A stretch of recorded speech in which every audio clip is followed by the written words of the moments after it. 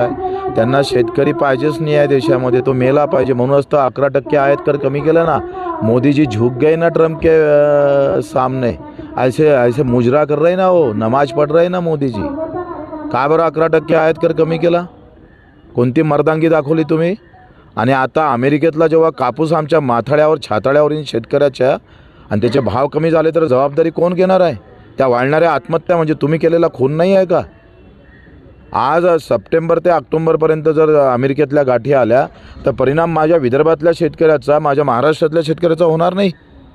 एकाची ब्रेकिंग नाही आहे, कुठल्या न्यूज चॅनल ते दाखवत नाही। आम्हाला लाज वाटते, का दाखवत ना तुम्ही? भाऊ तुम्ही दिव्यांग प्रमाणपत्र घेतलेले कर्मचाऱ्यांनी त्याच्यावर तुम्ही जी मोहीम सुरू केलेली आहे त्याच्यामध्ये किती काय मुख्यमंत्री 10 डाव सांगितलंय, मुख्यमंत्र्याला प्रशासन ऐकतच नाही। मुख्य सचिवालय सांगितलं मला 8 दिवसात, माझ्यावर लेखी आहे।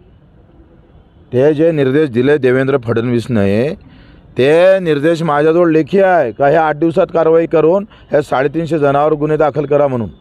तो मुख्य सचिव ऐकतच नाही। यांचं लक्ष कुठे आहे कारभारावर? यांचं लक्ष आहे फक्त पार्टी आणि पार्टी। प्रचंड पैसा कमवायचा आहे आणि आता सगळेजण पंतप्रधानाच्या स्पर्धेत आहे का नाही? यानं बस जितना खिंचता है शक्तिपीठ निकालो, पैसा आ जाएगा।